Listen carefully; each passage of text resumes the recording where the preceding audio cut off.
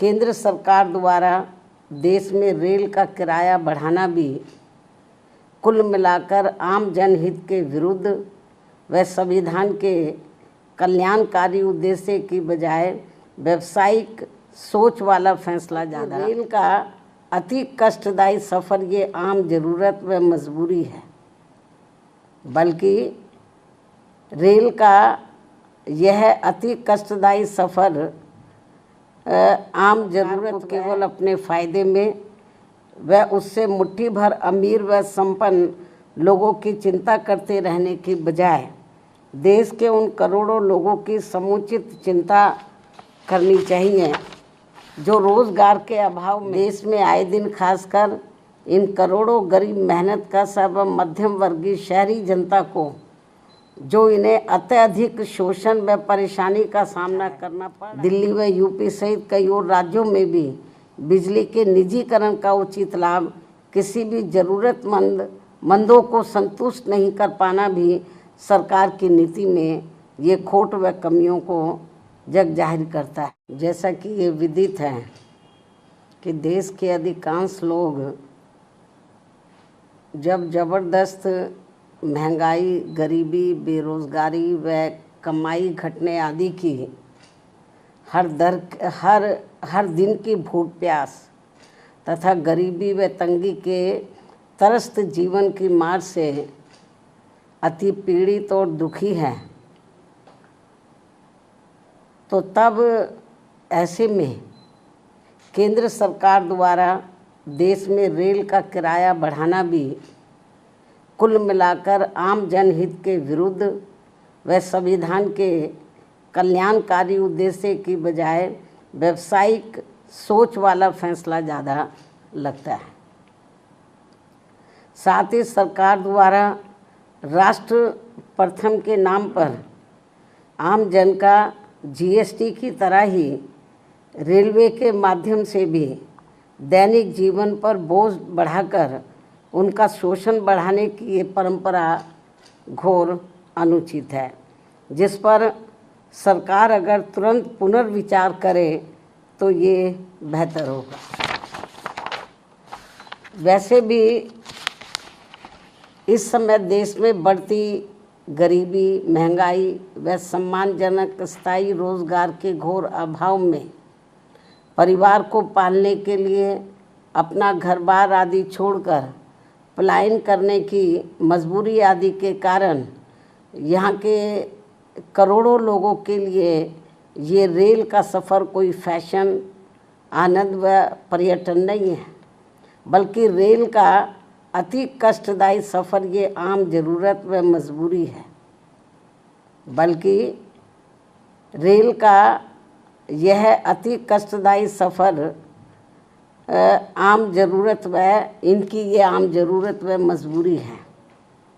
जिसके तहत सरकार को इनके प्रति व्यापारिक नहीं बल्कि सहानुभूति का कल्याणकारी बर्ताव जरूर करना चाहिए। ऐसी सभी की इनसे हमेशा अपेक्षा रहती है। इसलिए सरकार को केवल अपने फ़ायदे में व उससे मुट्ठी भर अमीर व संपन्न लोगों की चिंता करते रहने की बजाय देश के उन करोड़ों लोगों की समुचित चिंता करनी चाहिए जो रोज़गार के अभाव में आत्मसम्मान का जीवन जीने को तरस रहे हैं तथा परिवार का कम से कम एक वक्त पेट भरकर किसी प्रकार गुजर बसर करने के लिए सरकार की योजनाओं का थोड़ा सा लाभ लेने को मजबूर हो रहे हैं। यही कारण है कि देश की आबादी में से लगभग 95 करोड़ लोग सरकार की कम से कम किसी एक सामाजिक कल्याण योजना का लाभार्थी बनने को मजबूर हुए,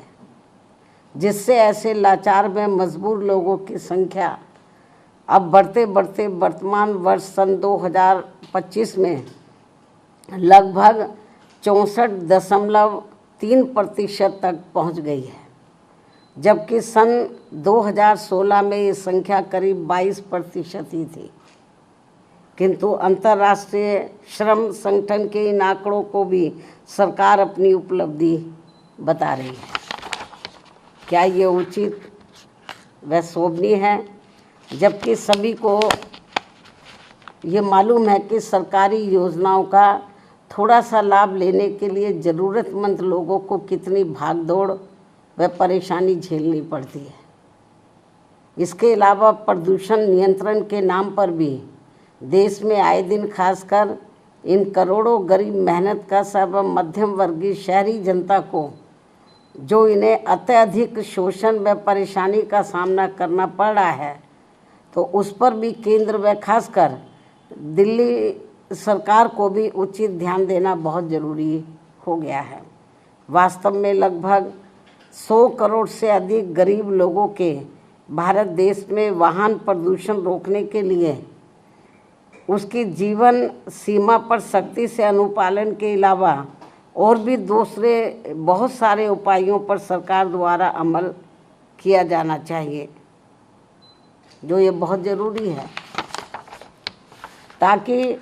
इस ट्रांसपोर्ट के उद्योग धंधे में लगे करोड़ों परिवार वालों के जीवन को और अधिक तंगी और परेशानी वाला होने से बचाया जा सके। साथ ही दिल्ली की सरकार द्वारा गरीब व दूसरे प्रदेशों से भी खासकर यूपी, बिहार व बंगाल आदि राज्यों से रोटी रोजी के लिए पलायन करने वालों को यहाँ बिना कोई दूसरी व्यवस्था किए हुए उन्हें जिस बेरहमी से उजाड़ने का ये जन विरोधी रवैया अपनाया जा रहा है, अर्थात उनकी झुग्गी झोपड़ियों को जो तोड़ा जा रहा है जिस बेरहमी से, तो ये अति दुखद व शर्मनाक भी है। लेकिन दिल्ली सरकार बहाना क्या बनाती है कि हम कोर्ट के आदेश का पालन कर रहे हैं, लेकिन माननीय कोर्ट ने ये नहीं कहा कि जिनको आप उजाड़ रहे हैं तो उनकी आप दूसरी व्यवस्था किए बिना ही उनको उजाड़ दें। कोर्ट ने ज़रूर कहा है कि आप इनको हटाइए, लेकिन कोर्ट ने ये नहीं कहा कि आप इनके लिए दूसरी व्यवस्था ना करें। सरकार की जिम्मेवारी बनती है कि इनके लिए पहले दूसरी व्यवस्था करें